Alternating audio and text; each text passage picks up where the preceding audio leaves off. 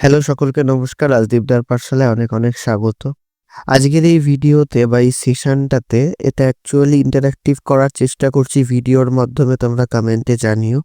আমরা ডিসকাস করব bad project কথাটার মানে কি এবং ব্যাড প্রজেক্ট কি করে আইডেন্টিফাই করবে এবং কি করে সেটাকে মোকাবেলা করবে। এখন প্রজেক্ট চেঞ্জ অনেক ডিফিকাল্ট হয়ে গেছে। রিসেন্টলি কিছু রুলস এসেছে যেখানে বিভিন্ন আইটি কোম্পানিজগুলোতে নির্দিষ্ট একটা টাইম, কোনো কোম্পানিতে 2 ইয়ার্স, কোনো কোম্পানিতে 3 ইয়ার্স, কোনো কোম্পানিতে 3.5 ইয়ার্স একটা প্রজেক্টে থাকতে হবে। তার অনেক রকম কারণ রয়েছে, রিপারকেশন রয়েছে। ম্যানেজমেন্টের দিক থেকে তো অনেক সুবিধা হয়েছে, কিন্তু এমপ্লয়ীদের পার্সপেক্টিভ থেকে অনেক প্রবলেম তারা ফেস করছে, যেটা আমি প্রতিনিয়ত ডিল করতে গিয়ে বুঝছি। এবং আমার 9 ইয়ার্সের আইটি এক্সপিরিয়েন্স এবং তার সাথে 3,000 ক্যান্ডিডেটকে ট্রেনিং করানোর বিগত 2.5 বছরে তার এক্সপিরিয়েন্স থেকে শেয়ার করব যে কি করে ব্যাড প্রজেক্টকে আইডেন্টিফাই করবে, কি করে কি স্টেপস নেবে, কি করে মোকাবেলা করবে। এবং সর্বশেষ যেটা আলোচনা করব সেটা হলো সেখান থেকে সুইচ করার পদ্ধতি এবং মাইন্ডসেটটা কি রাখবে যাতে করে আমরা সচেতন হতে পারি। সচেতন করাই আমার একমাত্র উদ্দেশ্য।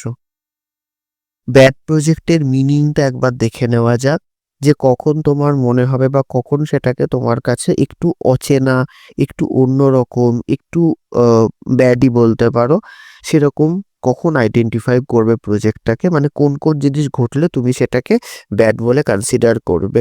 প্রথম হচ্ছে গিয়ে আনরিয়ালিস্টিক টাইমলাইনস। লিড বা টিম লিড বা ম্যানেজার দেখবে সব কিছুকেই হ্যাঁ বলে দেবে।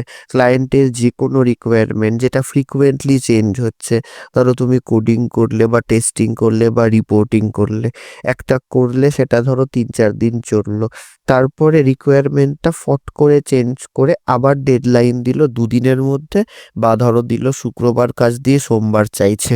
তাহলে আনরিয়ালিস্টিক টাইমলাইন এবং ফ্রিকুয়েন্ট চেঞ্জ, যেটা কিনা একটা ডেভেলপারকে অনেক বেশি মাত্রায় চিন্তিত করে এবং স্ট্রেস দেয়।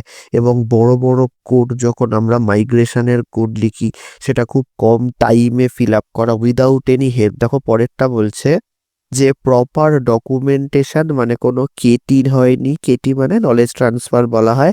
সিনিয়ররা কেটি দেয় বা যারা ওই ফিল্ডে আগে থেকে কাজ করছে টিমে, তারা অনেক সময় কেটি দেয়, সেটা দেবে না। দেখবে ব্যাড প্রজেক্টের ক্ষেত্রে সেটা দেবে না এবং সাপোর্ট দেবে না, শুধু তোমার থেকে কাজটা চাইবে, বিনিময়ে তারা কিছু তোমাকে দেবে না।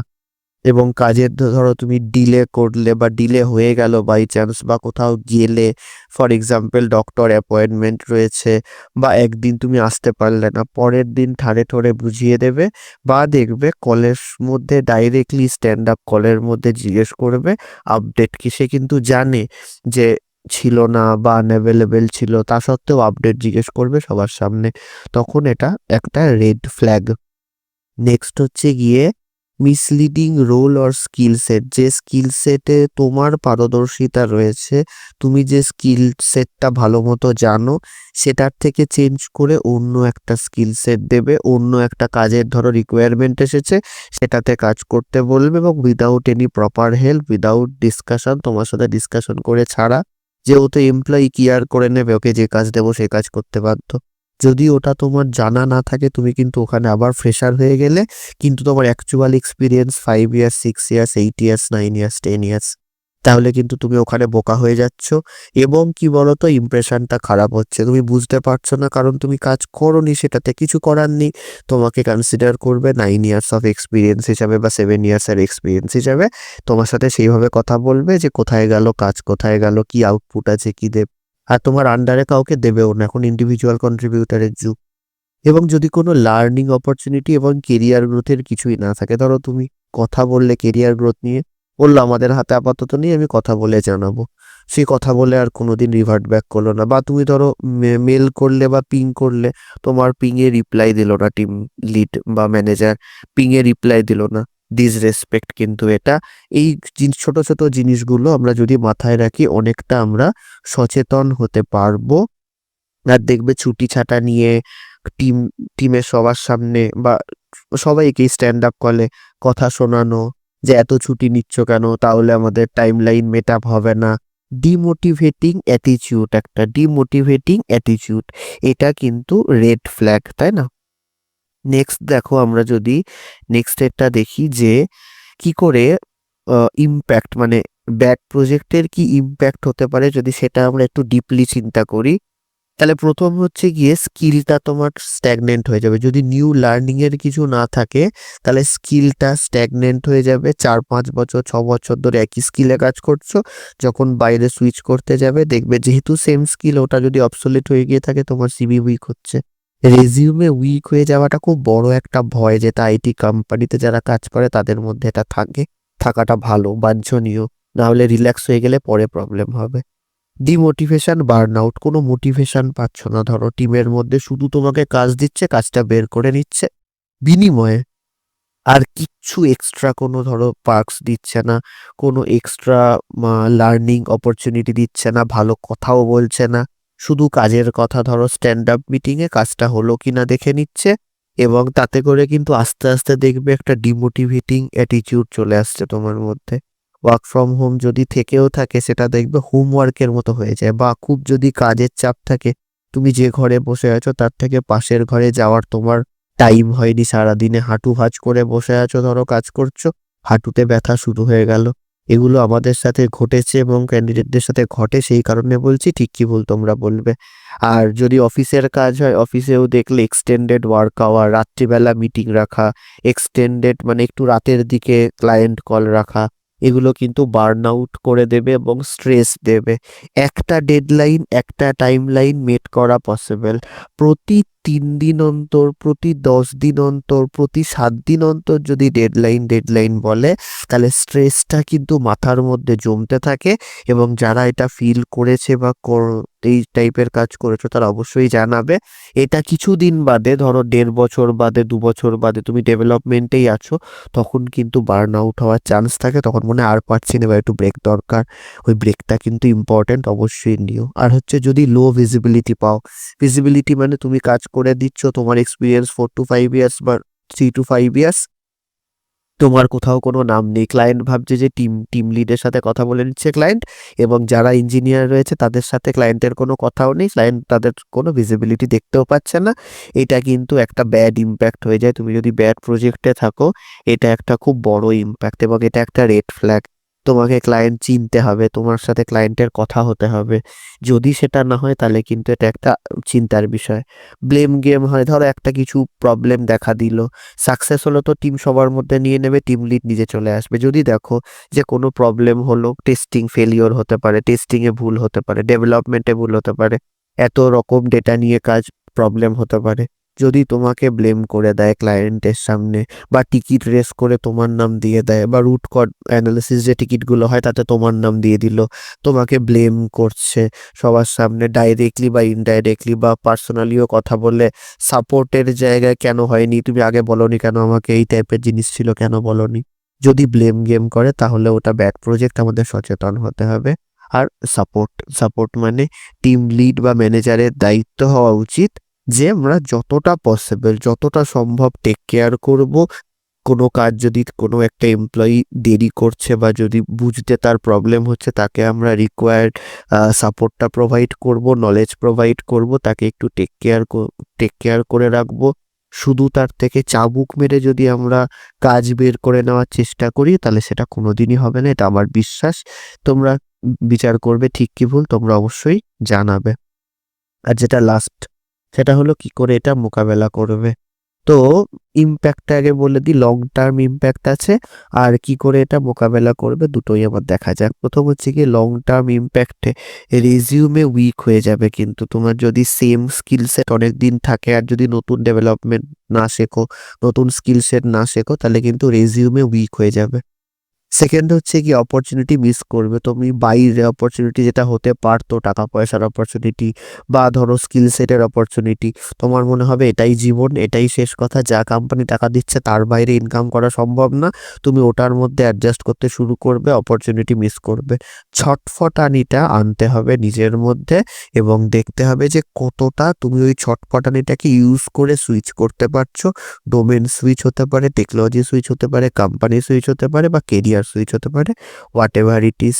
প্রমোশন ডিলে, ধরো গল্প দিচ্ছে, তুমি প্রমোশন চাইতে গেলেই বলছে হ্যাঁ হ্যাঁ হয়ে যাবে, 1টা কোয়ার্টার গেল, 2টো কোয়ার্টার গেল, 3টে কোয়ার্টার গেল, বলবে টিম লসে চলছে, প্রজেক্ট লসে চলছে, ভার্টিক্যাল লসে চলছে, কোম্পানি লসে চলছে। ঠিক আছে, তো লসের গল্প শোনাচ্ছে। তার মানে এখানে কিন্তু সচেতন হওয়া আবশ্যক। তোমাকে কনসার্ন হতে হবে যে হ্যাঁ এবার আমার ছটফটানি করার সময় এসেছে। যদি প্রমোশন ডিলে করে, ডিলে করার অনেক পদ্ধতি আছে, সেটা নিয়েও ডিসকাস করব। কিভাবে ডিলে করা হয় ম্যানেজমেন্টের তরফ থেকে কিছু হিন্টস আমি দেব। সবটা দিতে পারবো না ওয়ার্কিং প্রফেশনালদের জন্য, এবং যেহেতু নিজেই ফিল্ডে আছি হয়তো সবটা দিতে পারবো না, তবে অনেক কিছুই দেব। আর দেখবে সব কিছুর শেষে কনফিডেন্স লো হচ্ছে। যদি রেজিউমে উইক থাকে, যদি স্ট্যাগনেন্সি চলে আসে, যদি ইম্প্যাক্ট লো হয়, ভিজিবিলিটি লো হয়, লো কনফিডেন্স চলে আসবে। লো কনফিডেন্সটা আসা মানেই তার আগেই ছটফটানি শুরু হওয়া উচিত ছিল, কিন্তু এবার ছটফটানি শুরু হওয়ার টাইম চলে এসেছে। এবারে মনের মধ্যে স্থির করতে হবে যে যে করেই হোক, এক্সট্রা ওয়ার্কিং আওয়ার করে হোক, সেলফ ডেভেলপমেন্ট করে হোক, এক্সট্রা কেয়ার প্রোভাইড করে হোক, নিজের প্রতি কেয়ার প্রোভাইড করবে। এটা অনেকে করে না, এটা নিয়ে একটা সেশন নেব। নিজের প্রতি কেয়ার প্রোভাইড করবে, করে তারপরে সেলফ কনফিডেন্সটাকে বাড়াতে হবে। যত ইন্টারভিউ দেবে তত সেলফ কনফিডেন্স বাড়বে। মক ইন্টারভিউ দাও, কেরিয়ার কাউন্সিলরের সাথে কথা বলো, করে করে কনফিডেন্স বাড়াতে হবে। আর নলেজ থাকলে কনফিডেন্স এমনিই বাড়বে, কিন্তু তারও কিছু ট্রিক্স আছে, আমি বলবো এরপরে। লাস্ট যেটা আমাদের পার্ট, সেটা হলো কি করে হ্যান্ডেল করবে এই টাইপের প্রজেক্ট, কি করে এই টাইপের সিচুয়েশনকে হ্যান্ডেল করবে। প্রথম হচ্ছে গিয়ে এটাকে অ্যাকসেপ্ট করতে হবে যে হ্যাঁ প্রজেক্টটা অতটা ভালো না। অ্যাকসেপ্টেন্সটা ইম্পর্টেন্ট। আমি অনেকের সাথে কথা বলেছি যারা জানেই না যে আমার প্রজেক্টটা খারাপ, যে আমার এনভায়রনমেন্টটা টক্সিক, অনেক দিন বাদে রিয়েলাইজ করে, জানেই না, ভাবে ওটাই জীবন, এইভাবেই চলে না। আরও লোকের সাথে কথা বললে বুঝতে পারবে এনভায়রনমেন্ট ভালো হয়। এবং প্রফেশনালিজম মেনটেন করতে হবে অবশ্যই, যেটা আগের ভিডিওতেও বলেছি। ডকুমেন্ট এভরিথিং, যা কাজ করছো তার ডকুমেন্টেশন তোমার কাছে থাকা উচিত। কখন তুমি কাজটা পেয়েছো, কি কাজটা করেছো, কখন তুমি ডেলিভার করেছো, কি চ্যালেঞ্জেস ফেস করেছো। ডকুমেন্টেশন না থাকলে কিন্তু পরে যখন কল হবে, এসকেলেশন কল বলো বা ধরো তোমার আরসিএ যে কলগুলো হয়, তাতে কিন্তু তুমি নিজেই ফেসে যাবে। প্রমোশনের জন্য যখন মিটিং হবে তখন নিজে ফেসে যাবে। ডকুমেন্ট এভরিথিং, এটা প্রচণ্ড ইম্পর্টেন্ট। নিজের কাছে ডকুমেন্ট বানাবে। স্পিক আপ, এই স্পিক আপটা অনেকে তোমরা করো না। এটা স্কিল যদি থাকে তবেই স্পিক আপ করতে পারবে। স্পিক আপটা ইম্পর্টেন্ট। যদি কোনো প্রবলেম ফেস করো যে আমার আন্ডারে লোক দিন, আমার আন্ডারে ক্যান্ডিডেট দিন, এমপ্লয়িজ দিন আমার আন্ডারে, তাহলে আমি ডেলিভার করতে পারবো। আমাকে কেটি দিন, কেটির কথা অনেকে বলতেই সাহস পাও না। ম্যানেজার ধরো কাজ দিল যে আমার কেটি লাগবে, আমি এটা জানি না, বলতে সাহস পাও না, ভাবো যে ব্যান্ড এফেক্টেড হবে। কিন্তু স্পিক আপ, ঠিক আছে। তো ইন্টারনাল প্রজেক্টে এখন সুইচ করাটা একটু ডিফিকাল্ট হয়ে যাচ্ছে, কারণ প্রজেক্ট চেঞ্জ করতে দিচ্ছে না। তার পেছনেও লজিক রয়েছে, কারণ প্রজেক্ট চেঞ্জ করে করে কোম্পানির উন্নতি কম হচ্ছে, ক্যান্ডিডেটদের উন্নতি বেশি হয়ে যাচ্ছিল। তো সেই জন্য অনেক ব্যাপার আছে, আমি পরে বলবো। আর ইন্টারনাল চেঞ্জটা দেখবে হয় কি না, চেষ্টা করবে। আর এক্সটার্নাল তো রয়েছে, আপস্কিলের কোনো বিকল্প নেই, করতেই হবে। আপস্কিলের কোনো বিকল্প নেই, এটার কোনো আর সেকেন্ড অপশন নেই, করতেই হবে। আর এটা কেন করতে হবে তো আই থিঙ্ক বুঝতে পারছো না। যদি প্রবলেম থাকে বোঝা, বলো, আমি ভিডিও বানিয়ে দেবো। আর নেটওয়ার্কিং, এটা আগের দিনও একটা ভিডিও নিয়ে কথা বলেছি। এটা আগের দিন একটা ভিডিওতে কথা বলেছি। নেটওয়ার্কিং, অন্য টেকনোলজির লোকেদের সাথে কথা বলা, তাদের প্রবলেম শোনা, তাদের কিভাবে উন্নতি হচ্ছে, কিভাবে তারা প্রমোশন পাচ্ছে, কোন টেকনোলজিতে কাজ করছে, নেটওয়ার্কিংয়ের মাধ্যমে অনেক নলেজ গেইন করতে পারবে।